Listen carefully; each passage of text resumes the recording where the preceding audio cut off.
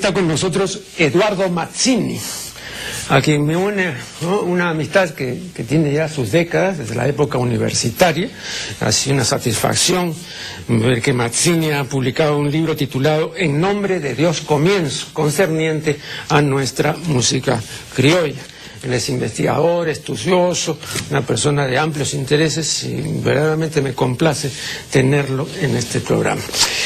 Bien, quisiera iniciar este diálogo manifestando lo que ya he manifestado en otras ocasiones cuando se ha publicado un libro acerca de nuestra música y particularmente acerca de nuestra balsística, ¿no? Y es la escasez de contribuciones, ¿no? Fíjate, Eduardo, hace 15 años había algunos libros sobre culinaria y gastronomía en este país. Ahora hay cualquier cantidad de libros sobre estos asuntos. ¿Por qué? Porque hay un extraordinario interés en la culinaria y en la gastronomía. Y porque además es un negocio fabuloso, etc. Entonces, ¿no?, las publicaciones, pues, abundan. Pero no ocurre lo propio con respecto a nuestra música criolla. Y el asunto, yo ya lo manifesté cuando presenté en la Municipalidad de Lima el libro de oro del vals peruano, ¿no?, el libro de Serrano Castrillón y de Eleazar Valverde. Yo ya dije eso. Dije, por ejemplo, que en los 16 tomos de la historia de la República del doctor Basadre, ¿no?, hay pues 2 o 3 páginas dedicadas a nuestra música, ¿no? Entonces hay una desproporción. Ahora eso puede ser porque el doctor Basadre no conocía pues el asunto, o porque no le interesaba, o porque juzgó que no tenía tanta importancia, 20 razones. Pero lo cierto es que no hay contribuciones reales, ¿no? Y eso se puede interpretar de diferente manera. Entonces, una primera aproximación quisiera que sea esa, ¿no? ¿A qué se debe esta escasez, ¿no?, de contribuciones relacionadas con nuestro acervo musical? Bueno, hubo un momento mediados del siglo pasado, hablar del siglo pasado, hubo un momento interesante que no generó lo que debió generar, que es la época en que escribió Pepe Durán. Yeah. Que escribió bastantes cosas, lamentablemente no las organizó en forma de libro sistemáticamente. Porque eran, ¿no?, artículos. Eran artículos, pero algunos de ellos yo tengo en mi poder varios artículos que son realmente aportes importantes, ¿no? Y además esos aportes en la televisión, porque se presentaba. En la televisión sacó en la televisión cosas que estaban muy encerradas, ¿no? Muy encerradas. Sí. Pero lamentablemente, y él mismo lo dice en algunos de sus artículos, como que ya en esa época, como que la música criolla era vista, él lo dice, ¿no?, era vista como una cosa, como de cantina, como de, ¿no?, no hablo solamente de la alta sociedad que miraba con un cierto desdén esto, sino en general incluso clases medias, ¿no?, se asociaba a la música criolla a la jugarga, cosa que en parte también es cierto, naturalmente, pero no es solamente eso, ¿no? Claro. Entonces, quizás por ahí hay una primera explicación, un cierto distanciamiento de grupos sociales e intelectuales que pudieron haber visto, eso hizo Durán, pudieron haber visto la música con otros ojos, ¿no? Acercarse más desde el lado literario, poético, e incluso simplemente como expresión muy interesante de un pueblo, ¿no? Pero también ahí hay un aspecto contradictorio, ¿no? Porque si bien es cierto lo que manifiesta, también es cierto que en la década, por ejemplo, de 1950, ¿no?, surge una Chabuca Granda, surgen los Morochucos, en fin, una serie de manifestaciones que tuvieron una trayectoria importante, ¿no? Entonces, tampoco... Tienes razón. Un poco estamos frente a una especie de pequeño misterio, ¿no? Porque es cierto, hay esa contradicción, porque incluso, claro, desde el punto de vista del vals, ¿no?, lo mejor de la música criolla en cierta forma se da justamente en ese periodo, ¿no? La aparición bueno, aparecía antes, pero digamos la emergencia de Avilés, por ejemplo, con toda la gran innovación que él hace en la interpretación de la música criolla, y Chabuca, y otros compositores, ¿no?, que ocurre con compositores más modernos de la época de Chabuca Granda, que Chabuca un poco los opaca, como ocurre también con Pinglo, ¿no? Pinglo también, la figura de Pinglo opaca a otros muy buenos compositores, cuyas piezas se cantan, pero los autores no quedan tan registrados. Ahora, es cierto, hay una contradicción. En parte, quizás se deba a que por esas épocas el interés de cierta intelectualidad se va por el lado de la expresión andina, que sí tiene una serie de desarrollos, ¿no? Incluso el Instituto de Folclore, ahora Universidad Pedro Arguedas, ¿no? Nace por esas épocas, convirtiendo la vieja escuela, y eso es sintomático, la antigua escuela de los Elvira Figueroa se convierte en Instituto Arguedas, ¿no? Esto que era una escuela privada, ¿no? La Rosalía Figueroa lo cede al gobierno, y al gobierno militar Velasco, y se transforma en Instituto Arguedas, ¿no? Y el énfasis ahí es puesto en la música andina, ¿no? Y en general un poco la intelectualidad de sociólogos, antropólogos, etcétera, van a mirar la música popular, la van a identificar más con lo andino que con lo criollo, ¿no? Quizás por ahí tengamos otra línea también de interpretación de este fenómeno que tú mencionas, ¿no? Después, ya respecto a cosas puntuales, aquí expones algunas consideraciones, primero sobre la palizada, ¿no? Un día, bueno, das ahí la definición de palizada como una avenida, ¿no?, de troncos y de piedras, ¿no?, en los ríos, y esa es la acepción recta, ¿no? Pero lógicamente el término referido a este grupo de jovencitos juerguistas y pendencieros no tiene esa acepción recta. En el año 50 o 51 se publicó, yo tengo esa entrevista, se publicó una entrevista a Alejandro Ayarza en La Crónica, y una de las preguntas que se le hizo fue esa: oye, ¿a quién le puso eso de la palizada? Y entonces yo recuerdo que Caramanduca dijo: yo no fui. El que le puso la palizada fue Fernando Soria, ¿no?, alias el Cojo Soria, ¿no? Aquí, Palma se reía de Soria, pues, porque decía el Chuchumeco Soria, ¿no? Chuchumeco en la acepción de Palma, ¿no?, como frecuentador de mujeres de la llamada vida alegre. Soria le había puesto, ¿no?, ese nombre, y cuando le dije, ¿pero por qué, no? Y era por las palizas, ¿no?, que solían propinar a quienes se oponían a sus designios, ¿no? Y bueno, yo he recabado, y sin duda también tú, una serie de opiniones en contra de estos señores juerguistas, ¿no? Sí. Bueno, pero eso en primer lugar, ¿no? Y en segundo lugar, un día yo conversaba con el compositor criollo, Pedro Durán Quevedo, ¿no?, el compositor de Me duele el corazón, y él siempre gustaba de hallar similitudes, influencias, plagios, etcétera, de una serie de piezas nuestras que parecían originales, ¿no? Y se mencionó esto de la palizada. Y él tenía su establecimiento de librería de viejo en el Jirón Azángaro, frente al Parque Universitario. Una cosa modesta y todo, pero él era un tipo muy remunerador, porque inmediatamente él vivía al fondo y sacaba su guitarra y hacía las demostraciones guitarreando, o sea, no era simplemente de boca, ¿no? Y me dijo, en primer lugar, eso originalmente no se llamaba así. Ah, ¿no? ¿Y cómo se llamaba? Y me dijo, Los Niños de Puerto Arturo. Wow. Bueno, entonces, y después le pusieron lo de la palizada, ¿no? Porque, bueno, el grupo ya llegó a adquirir nombradía y todo lo demás.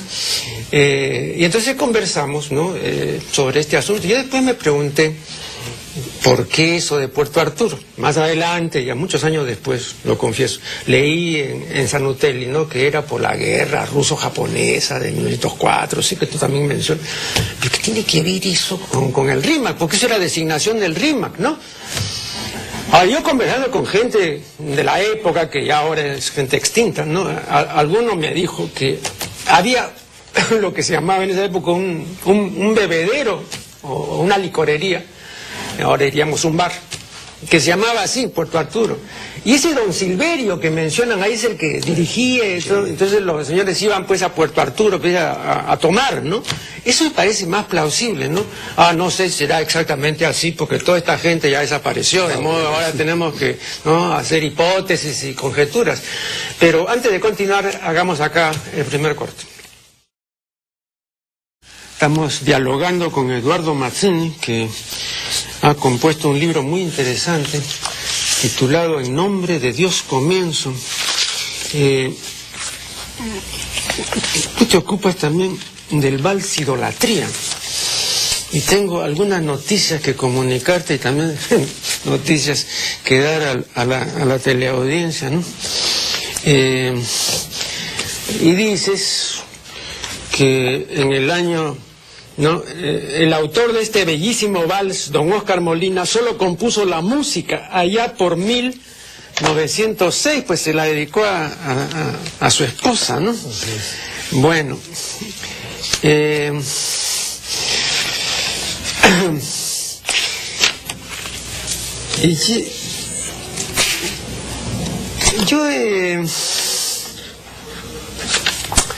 leyendo las memorias de Manuel Acosta Ojeda, que son estas, yo ya he mostrado este libro anteriormente y lo he comentado, ¿no?, aquí.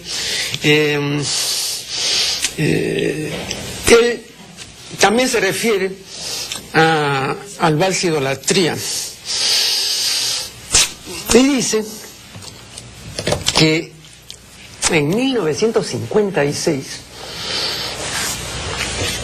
un día fui a conversar con Eloísa Angulo, que vivía a la vuelta de Carlos Jaire en García Naranjo, en La Victoria. Efectivamente, siempre veía yo en La Victoria a Eloísa haciendo compras y eso. Bueno, y entonces, habida cuenta ya por entonces del éxito de Idolatría, que es un éxito de los años 50, no es anterior. Le dijo Acosta, ¿de dónde sacaste ese vals Idolatría? La letra. Entonces Eloísa le dijo, me la dio Guambachano. Entonces dice Acosta que fue a hablar con Luciano Guambachano y le dijo, oye, dice Eloísa que tú le diste la letra de Idolatría, ¿cómo es eso? Entonces, y repito las propias palabras de Acosta, Guambachano se hizo el loco y se mostró evasivo, ¿no?, y dijo unas vaguedades, y de buena cuenta no le contestó. Entonces Acosta dice, vean, yo era muy amigo de Nico Cisneros, y yo les puedo asegurar que esa letra, ¿no?, de la idolatría, símbolo de amor, etcétera, es de Nico Cisneros con Luciano Guambachano. Eso dice Manuel Acosta, ¿no? Ahora, y esa letra que le pusieron ellos, dice Acosta, es superior a la que le puso Óscar Molina. Y esa letra que le puso original Óscar Molina está en la Biblioteca Nacional. Y yo también la tengo por ahí, entre mis papeles, dice Acosta. Bueno, un día yo fui a visitar al compositor Manuel Rodríguez Sánchez, que siempre le decía yo el Manolete, porque se llama exactamente como Manolete. Y él me mostró, entre las cosas que tenía muchas, ¿no?, la partitura de Idolatría, ¿no? Con la letra, efectivamente, que no tiene nada que ver con la letra. Ahora, es una letra que deja mucho que desear, no tiene ninguna riqueza. Y la letra que todos conocemos y que tú analizas con mucho rigor y criticas fundadamente, es pues así, mejor que la letra que le había puesto Molina. ¿Cómo sería la otra? No, la otra era una cosa delucida, sin ningún atractivo, ¿no? Además mucho más corta, ¿no?, y más fácil, entre comillas, de cantar. Bueno, entonces yo le dije a Manuel Rodríguez Sánchez, vamos a sacar una copia, yo no tengo esto. No, me dijo, no. Bueno, entonces sáquelo usted, yo le pago la copia. No tengo tiempo. Es decir, me puso todas las dificultades para sacar una copia. Posteriormente insistí 2 o 3 veces, no, nunca me quiso dar. Cosa que he observado en todos los que tienen cosas especiales y raras, no quieren soltar plata. Ese es así como la política de los antiguos decimistas que se hacían enterrar con su librito de décimas, con su cuadernito de décimas, y para que todo se destruya con ellos, ¿no? Y no querían que pase eso, ¿no? No sé, ahí esa tendencia. No, y yo ya perdió contacto, tengo entendido que ya murió el señor. ¿A dónde habrá ido a parar todo eso? Pues, pero si estaba en la biblioteca... Bueno, eso dice, perdón, no, yo no lo he comprobado, no, yo sé que hay muchas cosas en la biblioteca, sí, efectivamente, que no han sido revisadas. Está toda la producción de Romualdo Alves, está en la biblioteca, por ejemplo, que fue el que transcribió a Molina, ¿no? Eso me lo dijo una vez el mismo Rodríguez Sánchez. O sea, hay material que no ha sido trabajado, que está ahí. Hay muchísimo material, claro. En la biblioteca hay mucho material, sí. Pero un material que está ahí... no, como sea. Perdido, claro, de cualquier forma, ¿no? Como sea, ¿no? Y sería interesante hacer Ahora, fíjate, Eduardo, el asunto es este. Molina no le puso esa letra en el año 6. Mucho después. Mucho después. Porque claro, yo me preguntaba y he dicho, bueno, si estaban así las cosas, y si en 1956 Acosta no sabía realmente a ciencia cierta quién era pues el autor de la letra, y terminó él suponiendo, según él, con fundamento, que habían sido, ¿no? Cisneros y Guamacha, ¿no? Pero entonces yo digo, ¿y por qué no fue a hablar con Óscar Molina? Vivía en Miraflores. Todavía vivía. Claro, el señor Óscar Molina ha muerto años después, en 1960. Entonces él ha podido aclarar las cosas, ¿no? No se le ocurrió, a nadie se le ocurrió, ¿eh? Y entonces yo supongo lo siguiente. Estas letras se las pusieron con toda seguridad en la década de 1950. Porque justamente coincide con la popularización de idolatría, porque antes no se conocía idolatría, y a través de Eloísa, ¿no? Entonces yo digo, de repente pues el señor Molina dijo, ajá, está circulando una letra apócrifa que no me gusta o que no es así, entonces yo voy a poner en primera plana, que además nadie conoce, ¿no? Tampoco no circuló. Supongo yo que sea... Es posible que haya algo de eso, porque además la popularidad de la idolatría se debe precisamente a la notable versión de Luis Angulo, ¿no? Entonces, si lo hubiera cantado otro... No. Probablemente pasaba desapercibido. No, y todos los que han cantado después eso, ahora, hay ciertas cosas que solamente, digamos, ciertos intérpretes pueden hacer.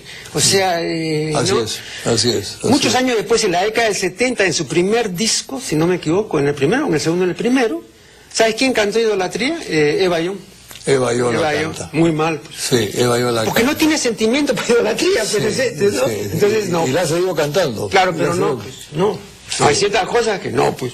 Así es. El estilo de Eva Young no va con el estilo de ese vals. Claro, ¿no es cierto? Es un poco encontrada. No, entonces, pero ya había tenido esa difusión vía Eloísa Angulo, ¿no? Sí. Entonces, que sentó, pues, digamos, cátedra en ese sentido, ¿no?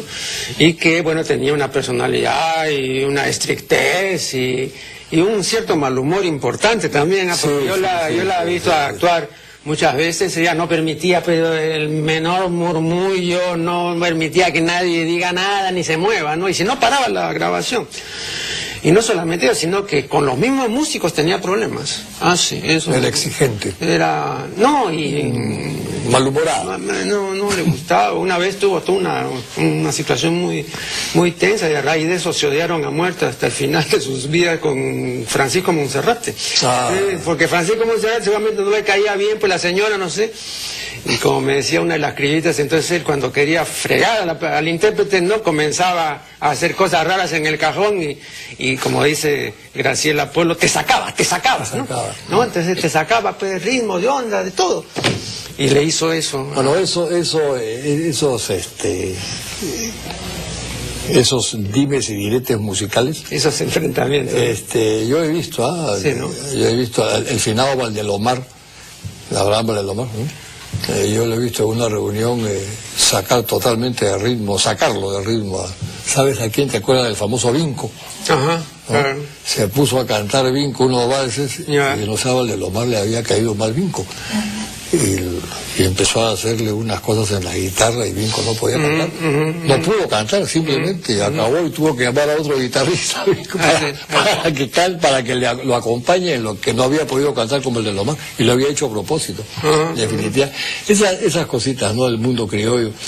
Que tiene su gracia, pero también tiene su lado negativo, ¿no? No, claro, desde luego. Pero mencionaba esto, repito, del vals Idolatría, porque Pedro Durán Quevedo, que como te digo siempre estaba a la busca de similitudes, influencias y posibles plagios, me dijo, oiga, ¿a usted le gusta Idolatría? Esos son uno de los valses antiguos que me gusta, le dije.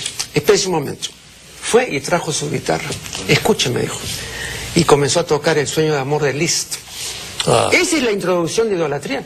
Y es verdad, pues es evidente, ¿no? Y eso es de él, él tenía mucho... Bueno, es muy posible. No, pero al margen de lo que diga este señor, si tú esa es la onda de... Sí. ¿no? El señor, ¿no? Lo cual no está mal tampoco, ¿no? Bueno, el genio yo creo que está en la adaptación, en todo caso, ¿no? Así es. Vamos a hacer acá un nuevo corte y ya regresaremos.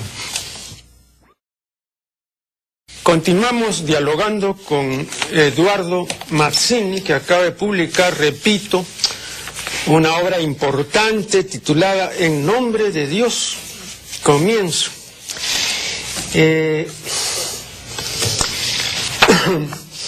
Aquí, bueno, ya se me ha perdido la página. Pero bueno, brevemente, no importa la página.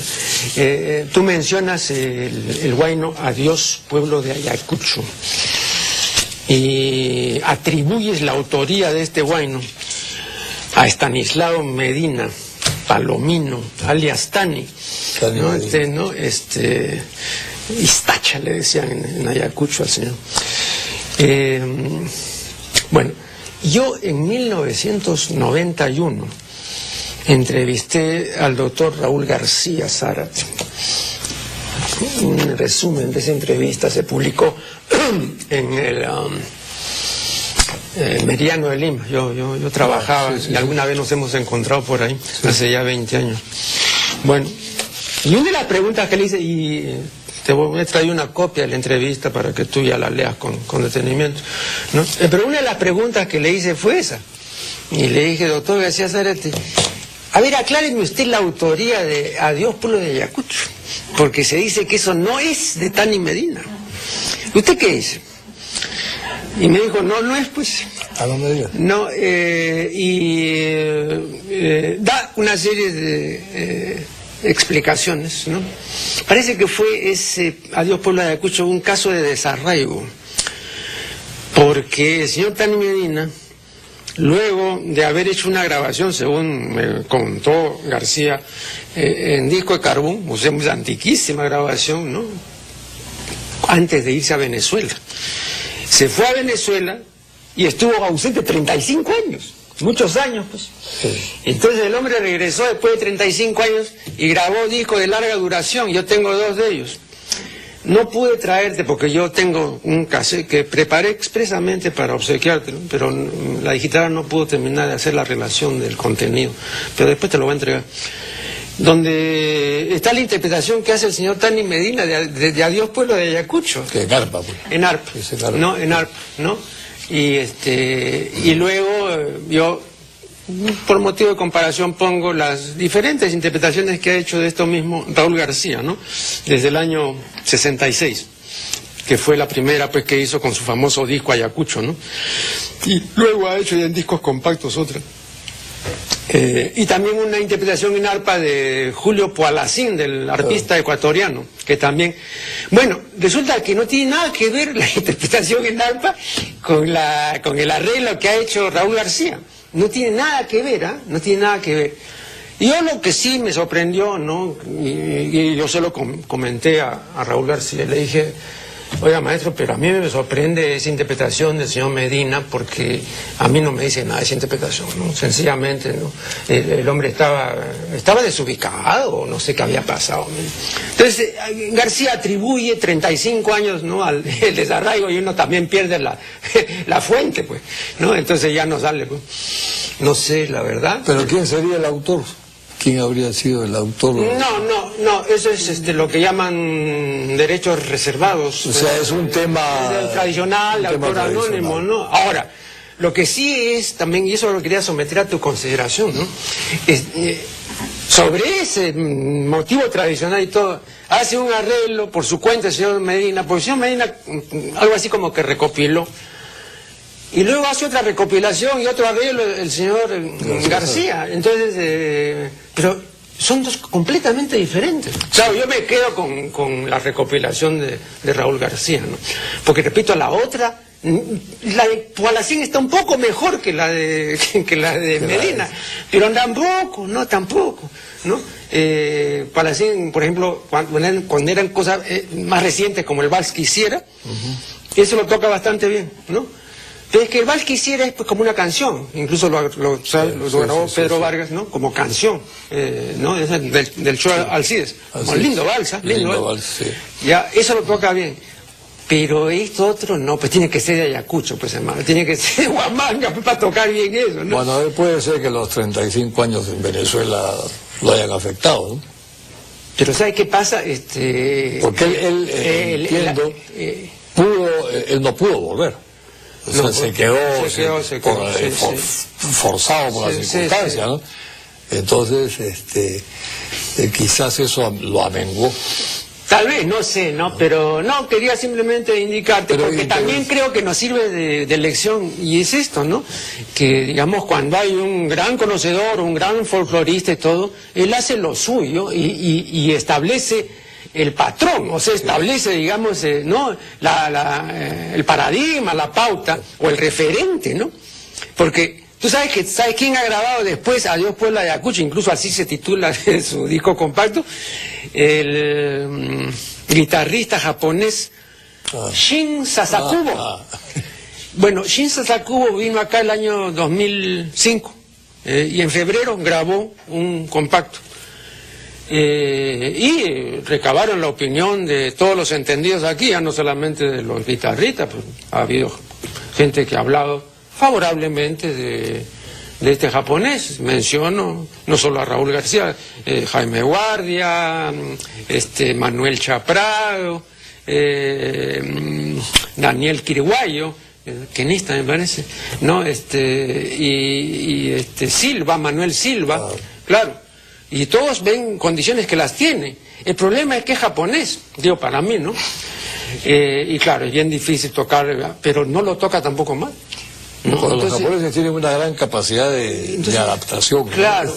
Pero digo, entonces, y una vez que tú estableces ya el paradigma, entonces también, hasta cierto punto, perdón, pero fregaste a los que vienen después. Bueno, el paradigma ahí lo fijó García Zárate, ¿no? Claro, pues. García Zárate es el que fija... ¿Sabes por qué te menciono esto? Porque tú, hablando, digamos, de lo que le espera a nuestra música, te refieres, por ejemplo, concretamente a Chabuca y a Óscar Avilés. Pero ahí me parece que eso es discutible por lo siguiente. Porque te refieres a casos únicos. Y entonces, suponer que más adelante vamos a tener a otro Avilés y a otra Chabuca, es una suposición que yo no le veo mucho piso, ¿ah? Es posible.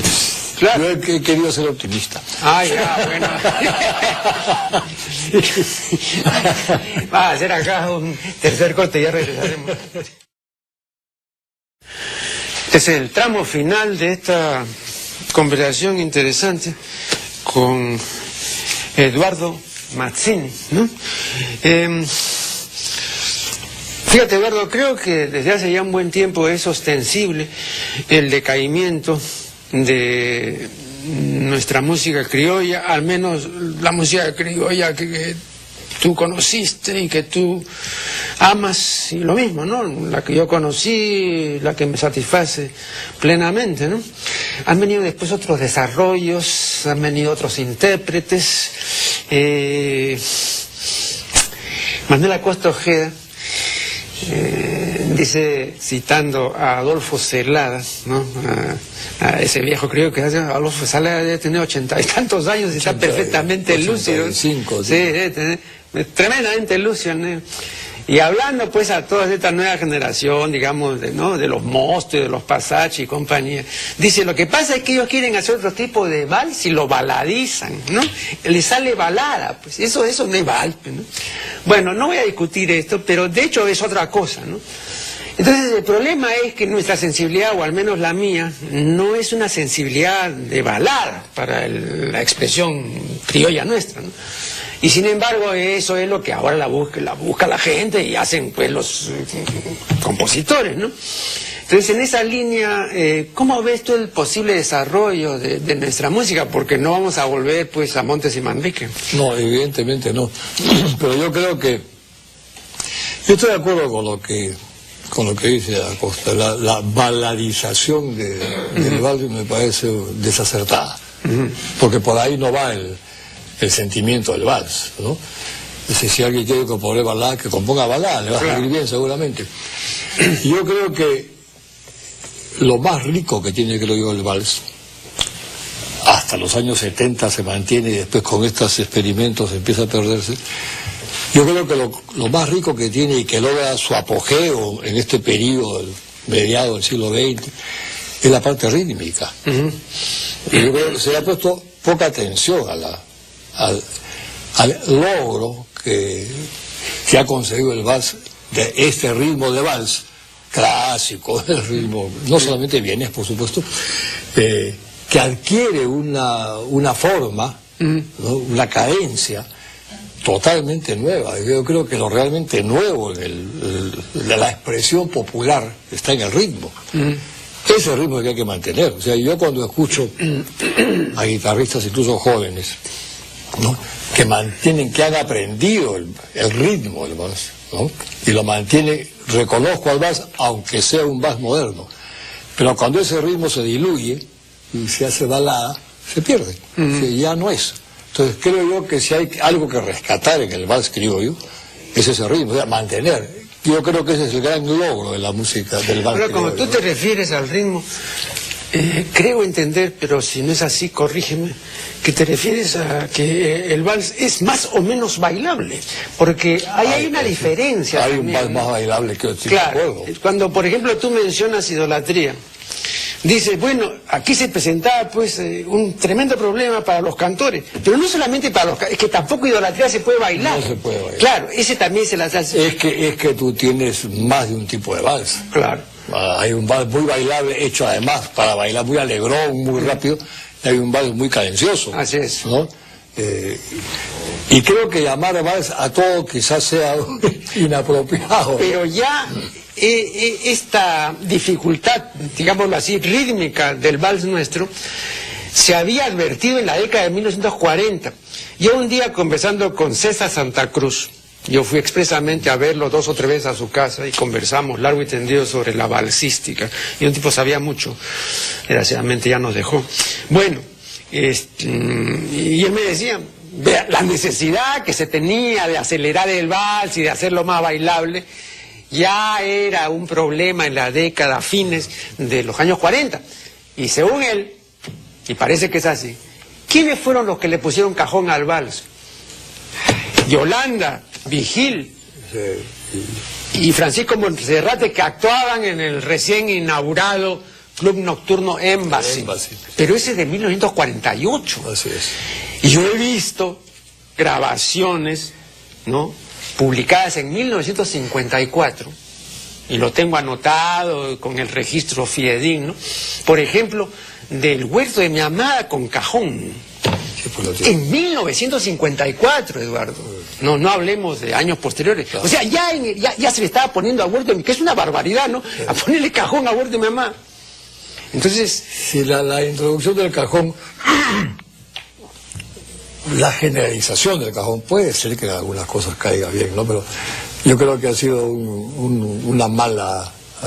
un desacierto. Pero ya es un desacierto que tiene más de 50 años. Y no solamente se mantiene, sino que ha crecido. O sea, ya no se concibe la música criolla sin el cajón al costado. Claro. ¿No? Y la única forma es, ya que se metió el cajón, es como decía, alguna vez le escuché decir a Carlos Jaire, hay que tocarlo con guantes para que pueda encajar el cajón tiene el problema de que, bueno, el cajonero o cajoneador, no el cajón. Cajonista, dice Jaire. O cajonista. Cajonista. De él depende que el cajón sea un instrumento que se puede integrar, pero por lo general aporrean el instrumento. Es que hay una cosa que yo le manifestaba a Rafael, que tiene un libro que se llama El cajón afroperuano.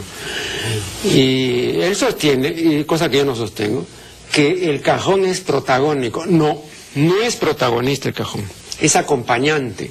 Si es protagónico, entonces tú vas a tronar. Sí. Y acá entonces se trata de eso. Así es. ¿No? Entonces, quien te va más fuerte y ese es el mejor, no pues, ¿no? Mira, el cajón habría que... el sitio del cajón equivale en el conjunto instrumental, equivale a lo que es la batería en el jazz. Es decir, puedes tener tu momento, pero claro, lo dejas solo y que el baterista haga lo que quiera, que se luzca. Pero cuando no se está luciendo, es un acompañamiento extraordinario, puede ser además, ¿no es cierto? Porque puede ser un acompañamiento tan fino que sea el soporte de todo lo demás sin ser protagónico. Por eso lo consigue solamente un gran artista, ¿no?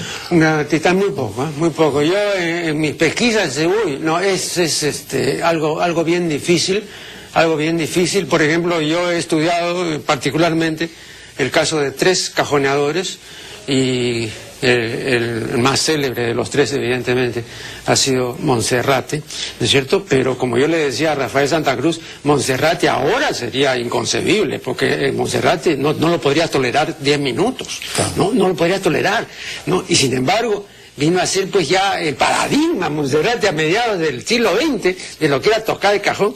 Y otra cosa, ¿no?, que yo he dicho, y además lo he demostrado, si tú a Monserrate lo hacías tocar, por ejemplo, tondero, se acababa Monserrate, porque no tenía sentimiento de tondero, y entonces lo afestejaba, y hacía golpe de festejo en el tondero, están las grabaciones. Entonces cada uno también en lo suyo, uno tiene sensibilidad para ciertas cosas, ¿no? Así es. Pero creo que aceleraron todo para hacerlo más vendible, ¿no crees tú? Para meterlo en los viejos discos, ¿no? Y para hacerlo bailable, pues. Sí. Para hacerlo...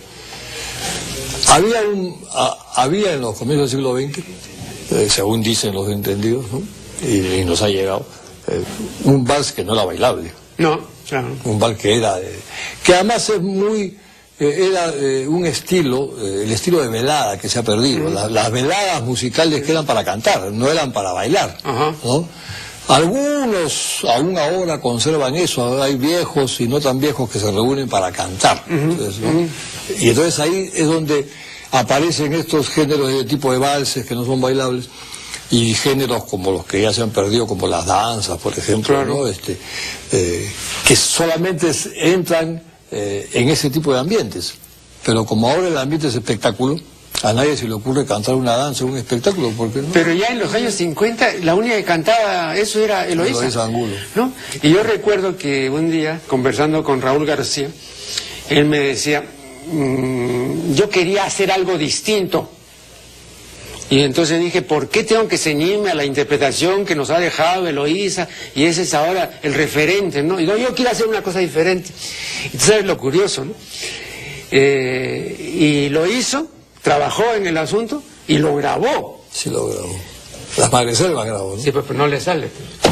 ¿Por qué? Porque el señor pues no tiene espíritu costeño. Sí, ese es el problema. Pues un gran artista, un excepcional guitarra, pero no, pues, ese también es otro asunto. Sí. O sea, ser consciente de qué es aquello para lo cual sí puedo y aquello que no, pues. Es que para la interpretación de géneros populares hay que haberlo vivido.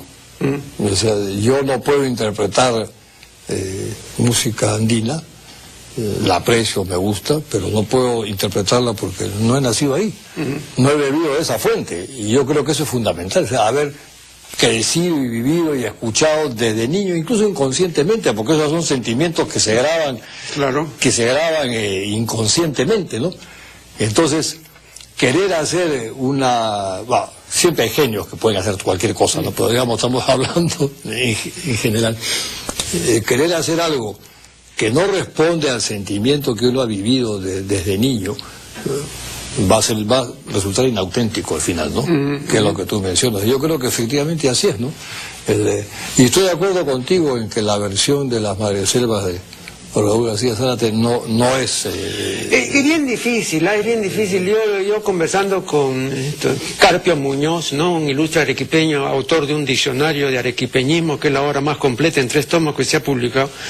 Yo le decía, yo en mi vida, que ya es larga nuestra vida, mi querido Eduardo, yo he escuchado solamente 2 únicas veces tocar bien el yarabí, cantar bien el yarabí. La primera cuando oía a los payadores mistianos, ¿no? Uno de ellos era el padre de Lucho Neves, del pianista. Excepcional. Unas grabaciones que tenía, ¿sabes quién? Emilio Peláez Montero, ¿no? El compositor, claro. Sí, las tenía en cinta de carrete abierto y las pasaba en radio, tenía un programita de radio en las tardes y pasaba pues estos yarabíes de los payadores mistianos, y muy bueno, ¿no? Y luego cuando oí, y también tuve ocasión de conocerlos a los hermanos Portugal, claro. Comentando esto con Raúl García, me dijo, desgraciadamente ya murió uno de ellos, me dijo, no, yo no sabía, pero también felizmente hay grabación, ¿no? De los hermanos cuando cantan el cisne, por ejemplo, ¿no? Cisne, tu lamento, ¿no? Solamente lo pueden decir ellos, pues, ¿no? Pero dime tú, en 50 años haber oído solamente esos 2 conjuntos. Yo creo que se podría decir lo mismo de una serie de otras manifestaciones, ¿no? De acuerdo. Entonces hay también una escasez de lo bueno. Hay escasez, bueno. Yo siempre manifestaba aquí en este programa, y a ustedes les consta, que la calidad no es democrática. La calidad es una de las cosas más raras que hay en el mundo. Yo creo que hay en el mundo ahora, pues, en todo, un 10% de calidad, ¿no? El resto... olvídense. Entonces hay que... Y eres optimista, güey. Claro, bueno, pero digamos pues ahora que todo es bueno, ¿no? Eso también es un triunfalismo bien peligroso, porque todo es bueno, ¿no? Y ahí eso, ciertas políticas, entre comillas, culturales, digamos, a ver qué pasa ahora con este famoso Ministerio de la Cultura, ¿no? Yo creo que han cometido el error de... considerar que todo lo que es popular, por ser popular, es bueno. No. Y hay ese error, o sea, es popular y vale, ¿no? Pues hay cosas que valen y cosas que no valen, ¿no? Lógico, sí. Ahora, eso no quiere decir que se condicione o se dirija, pero... por lo menos que el tiempo decante, pues, si no creemos mitos alrededor de... Cada uno, como Cantinflas pues popularizó eso de que juntos pero no revueltos, ¿no? Es una observación de Cantinflas. Pero Nietzsche, brevísimamente, tú sabes que él malquería a los alemanes.